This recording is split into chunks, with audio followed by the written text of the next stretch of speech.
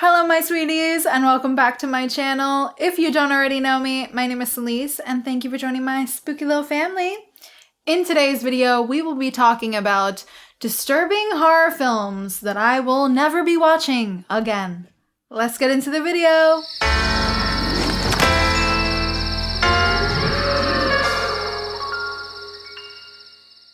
Okay, baddies, so we're back to talk about some more disturbing cinema.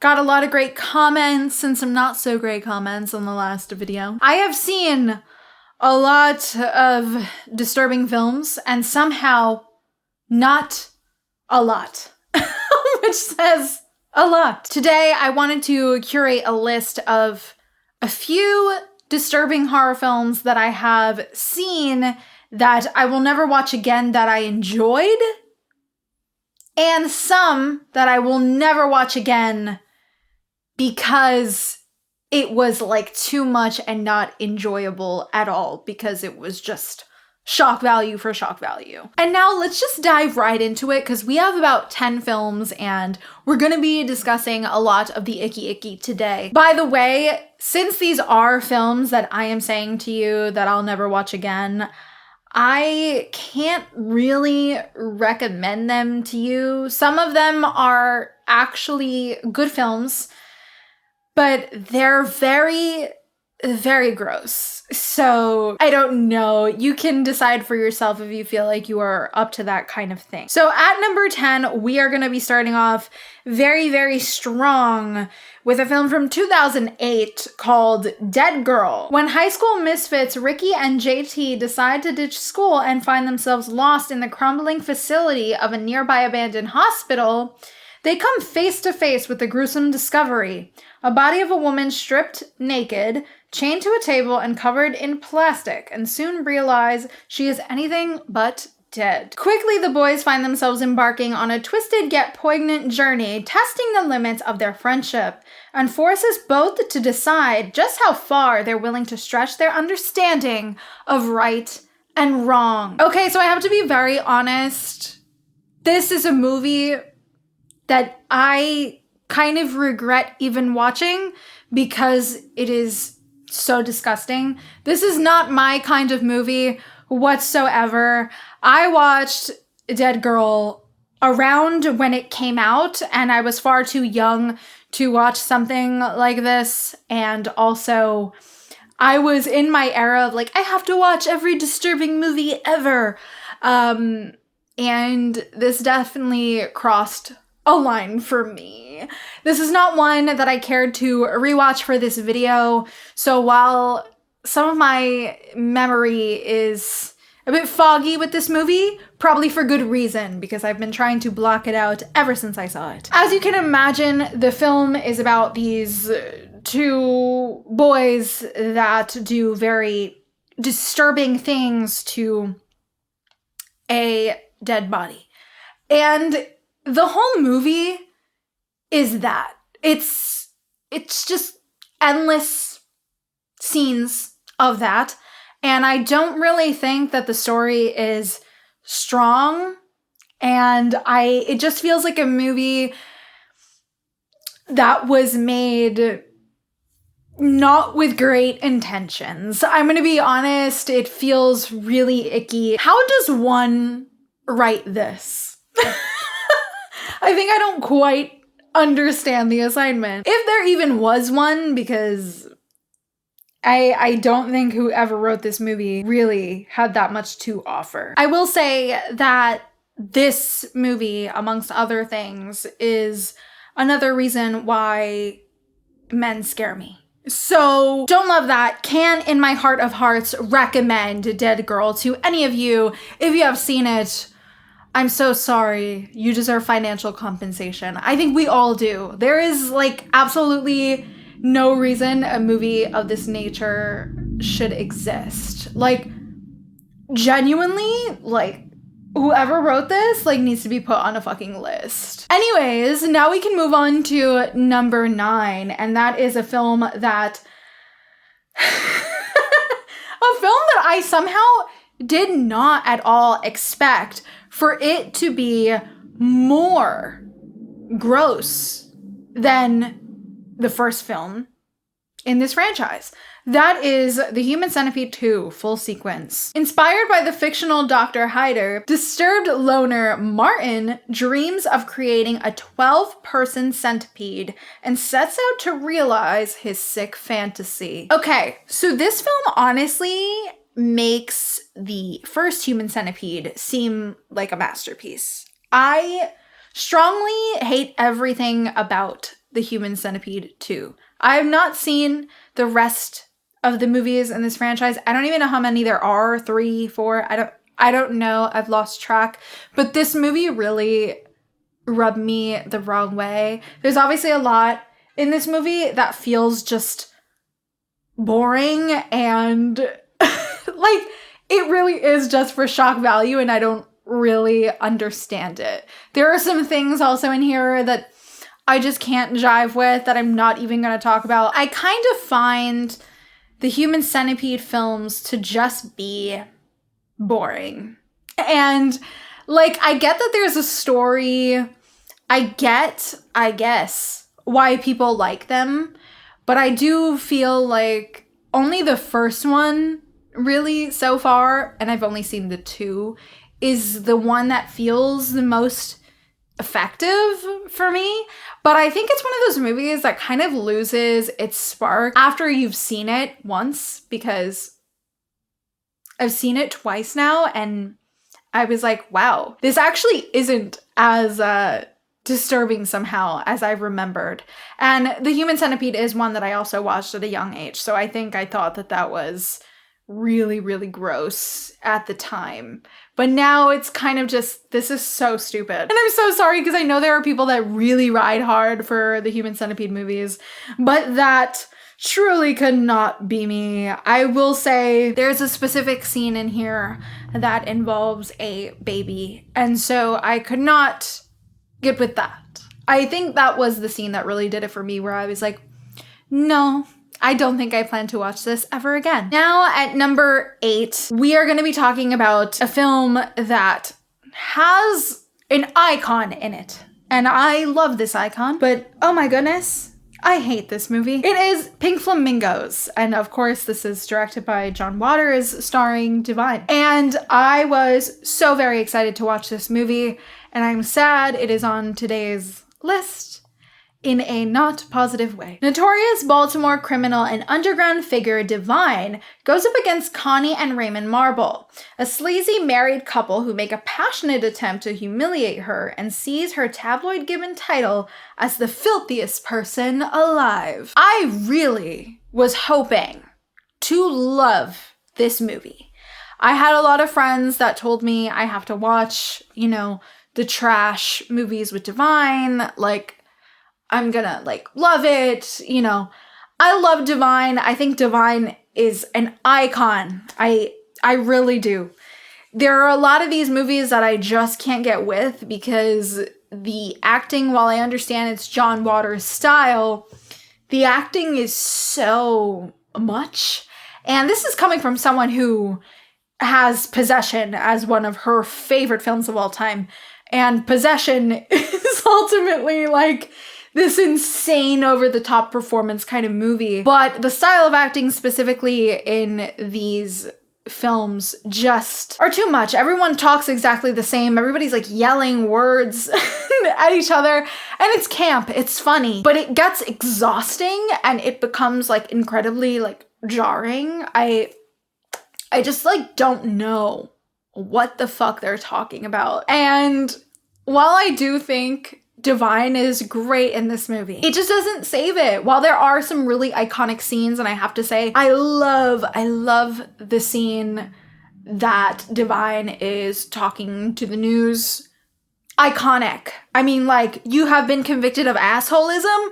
Iconic. I'm saying it all the time. The movie, though, does a lot of things that I really can't get with, that I was not at all expecting either somehow. And I think that's because I haven't seen a lot of the movies that John Waters did with Divine. So I wasn't expecting it to be super gross like this. And a lot of people seem to discuss the dog shit eating as the most gross scene. And I have to be honest, I don't actually find that to be the most disgusting scene. If you don't know, obviously Pink Flamingos, Divine does eat real dog shit in the movie. That is not a spoiler. It's something that's been spoken about forever. And John Waters says it was nothing. It was a small piece of dog shit and it made Divine a star. And, you know, Divine wanted to do that. That was her idea. More power to you. I cannot relate. But that is not the scene that really did it for me. What did it for me is a disturbing scene that involves chickens and two people. And unfortunately, they were real chickens and they were indeed killed on the set on screen. And I really did not want to see that. So I think that is just something that was very disturbing. I was not ready for, and I hope I can put it out of my memory soon. I watched Pink Flamingos for Pride Month, and I still have not forgotten how that scene made me feel. So I don't plan to watch this again. There's just too much icky in here, and I don't really understand the assignment. And now let's get into number 7. This is a film I have spoken about a lot on the channel, so this will be no surprise to those who have been watching me for a while. At number 7, we have Cannibal Holocaust. This is made by Deodato, which a lot of his movies seem to not be for me, but I believe this is the first film from him that I watched, and it was certainly a movie. A New York University professor returns from a rescue mission to the Amazon rainforest with the footage shot by a lost team of documentarians who were making a film about the area's local cannibal tribes. Okay, so I have said a lot that cannibal movies don't really seem to be for me, but I think that is probably not true because I very much enjoyed Raw, and that is a movie about cannibalism. I don't really have an issue with cannibal movies. I think it's an interesting subject. It makes for a good horror film. But unfortunately, Cannibal Holocaust is a movie that I personally feel like did not serve or slay. There is obviously real animal cruelty in this film that I simply cannot watch. Unfortunately, seeing it made me very, very upset.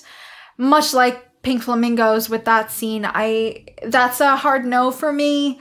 I can't see any real animal cruelty. It's already a lot when it is not real, but when it is real, it's so much worse. I don't think that's something that we should be putting on display. So, hated that.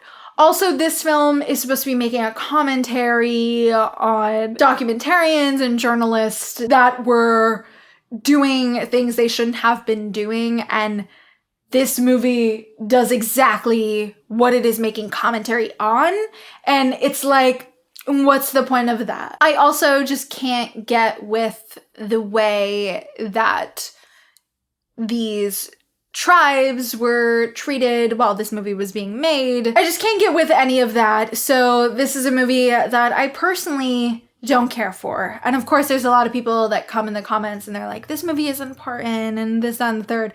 Great, I'm glad you think so, but this movie is simply not for me. Okay, and now at number 6, we have a film that I actually did like. Wow, we are finally at the films that I liked. We have The Untold Story, and this one is from 1993. Macau cops begin to suspect a man running a pork buns restaurant of murder after tracing the origin of a case full of chopped up human remains that washed ashore, which leads them to him. So I actually did really enjoy The Untold Story. However, there is a scene in this movie that really was the scene where I was like, no, I think I would have been able to rewatch this movie had that scene not been in there.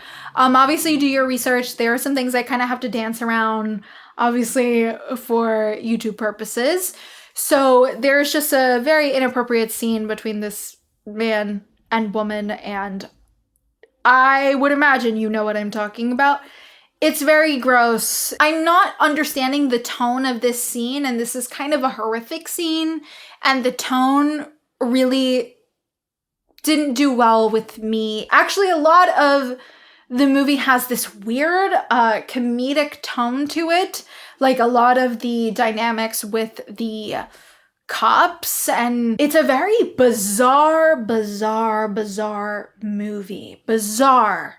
I was like, okay, I can do with like dark comedy, I can, you know, but once we got to that scene, I was like, oh, this is actually not something I care to watch again.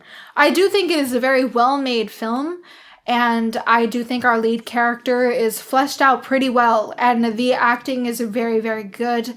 If you haven't seen it, if you're curious, I think it's one that you can check out, but there is a scene that is pretty gross, so please do your research. I can only recommend this to those that do enjoy very disturbing films, because I don't think this is one that if you haven't really watched a lot of disturbing films, you should watch. Okay, and now at number 5, I'm kind of sad to put this one here.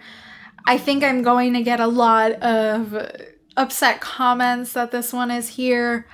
I'm really sorry. We have Ichi the Killer, and this is directed by Takashi Miike. I'm so sad because I really love his movies, but we gotta talk about this one. As sadomasochistic Yakuza enforcer Kakihara searches for his missing boss, he comes across Ichi, a repressed and psychotic killer who may be able to inflict levels of pain that Kakihara has only dreamed of. Okay, so aesthetically, if we are talking aesthetically, I think Ichi the Killer is aesthetically very pleasing to the eye. And I have to also say, costume design, incredible. Fight choreography, incredible. To no surprise. There is so many like incredible aspects of this movie, and I think this is a very well-made movie. Obviously, it's Miike, and he's a master in his own right. This is just a movie that is kind of like senseless gore to me, and really just plays up things for shock value. And there's a couple scenes that I really can't get with. There is an incredible amount of violence against women in this movie that I kind of can't really get with. This is not one that I really care to watch again. I think there's some stuff in here that I just personally feel very uncomfortable by, but I love the performances and I do love the direction of this movie. I'm so sad that it's not for me. I thought it really would be because I love Audition and I love so much of Miike's work. So it was unfortunate, but I have to say, costume design? Oh my god. Aesthetically, so gorgeous.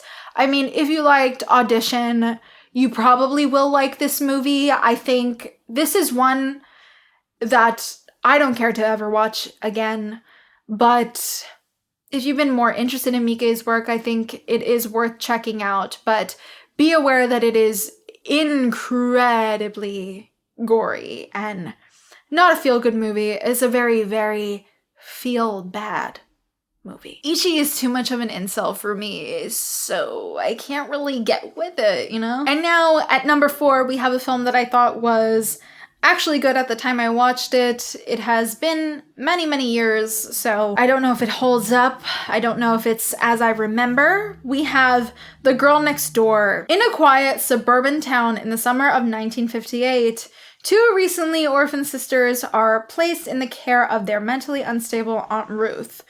But Ruth's depraved sense of discipline will soon lead to unspeakable acts of abuse and torture that involve her young sons, the neighborhood children, and one 12-year-old boy whose life will be changed forever. Now, The Girl Next Door is actually based on a true story, and I believe it also has a novel from Jack Ketchum. This movie, at the time I watched it, it was deeply, deeply disturbing.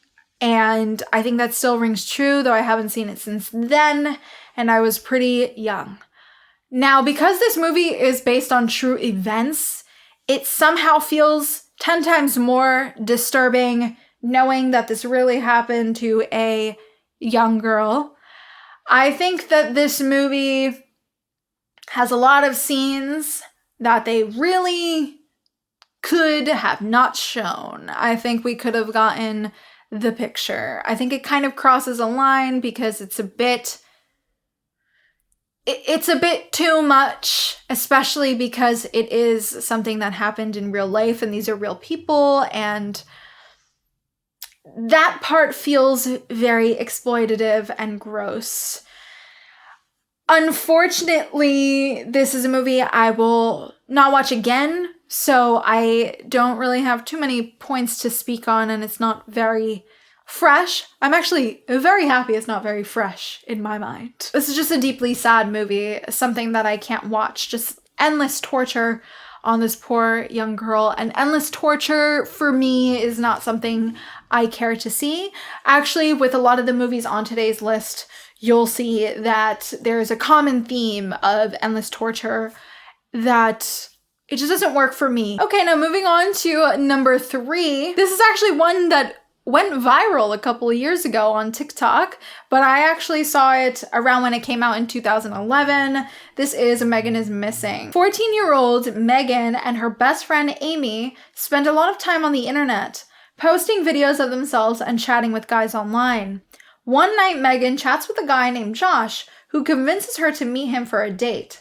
The next day, Megan is missing forever, based on actual cases of child abduction. So I have not seen this film since 2011, so it's been a while. But in 2011, this film deeply, deeply disturbed me.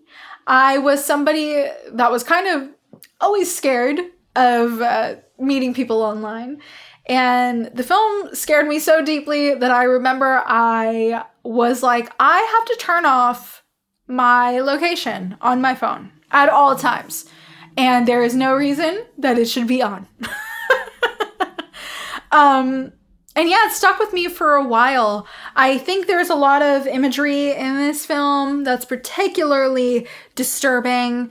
Actually, when the film went viral on TikTok, there was a lot of people that seemed to be disturbed by it. And then there was a lot of people that said that the acting was so bad and that it felt like this weird Lifetime kind of like PSA movie.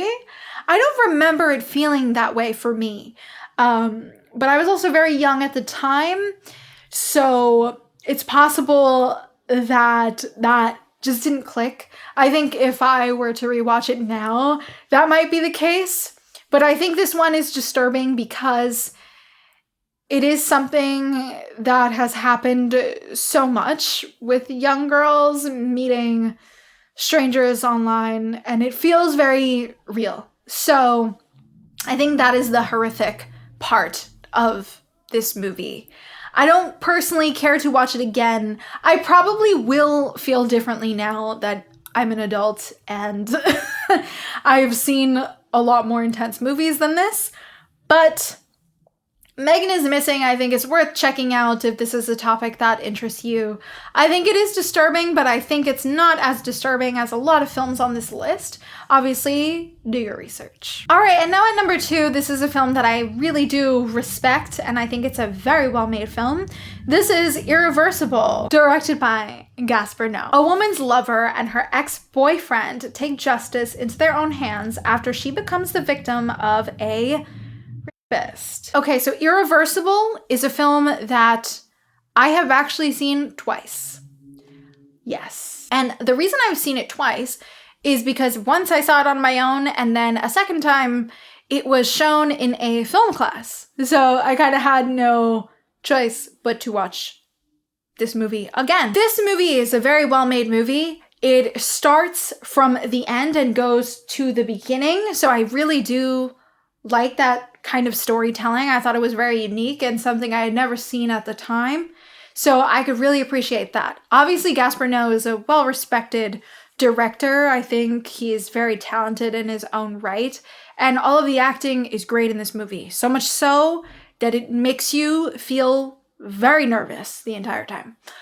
Now, this is another film that there is just so much violence against women. And there's obviously a scene that is very well known if you have been looking into disturbing films. It's well known that there is an essay scene that is about almost 10 minutes in this movie, and it doesn't cut away, and it's very uncomfortable. That is the scene that is the most uncomfortable scene to watch in this movie. I personally feel like while this story is effective, I don't think that we really need to have a scene like that. 10 minutes, no cutaways. I don't think anyone needs that. I think we can understand, it can be implied. I don't think we need to sit there and watch that, because who wants to? Not me. Because the film is such a well-made film, I can say that I can recommend it to those who want to venture into the disturbing cinema journey. But if what I just said before about the 10-minute scene is something you cannot do, I don't think you should even try, because it is incredibly difficult to watch. And now, at number 1, this is a film that I actually want to recommend to you guys, because I actually really enjoyed this movie. I really, really did. I think the story is very effective, but this movie is actually very disgusting. So do your research once again. At number 1, we have Strange Circus, directed by Sion Sono. The erotic novelist Taiko is writing a morbid story of a family destroyed by incest, murder, and abuse.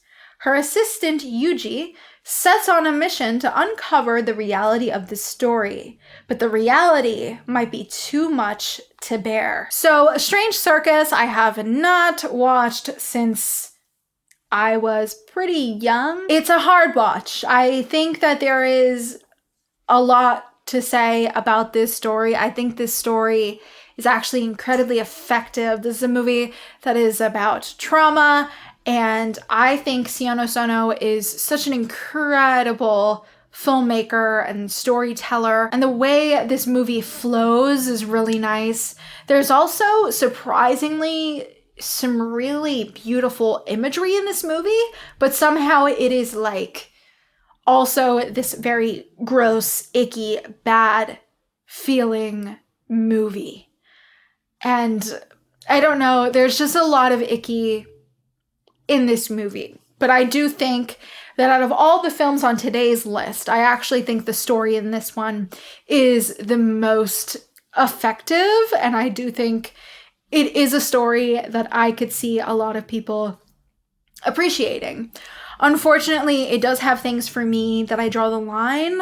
I'm not someone that can watch incest, and it makes me incredibly uncomfortable. Amongst other things, this film, trigger warnings for lots of things. But Sion Sono is someone that I'm very interested in, so I do plan on watching more of his work. I'm sure that a lot of it is disturbing like this, but I don't think right now at this time Strange Circus is one I will be rewatching. I still don't think I'm ready to rewatch it. It made me very, very sad after. It makes you feel just terrible. Okay, baddies. Whew.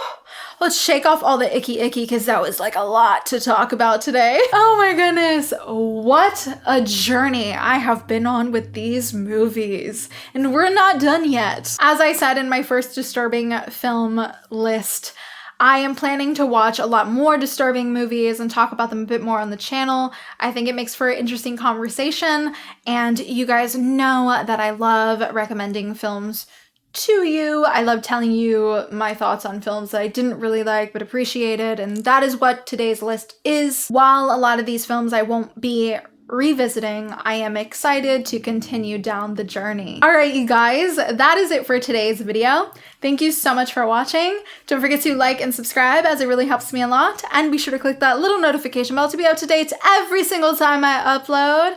And let me know in the comments, what are some disturbing films that you've seen that you don't plan to watch again? Do you have any recommendations for me that you would like to see me talk about in one of these lists? I'd love to talk about it. Thanks so much for watching, and I will see you guys in the next one. Bye.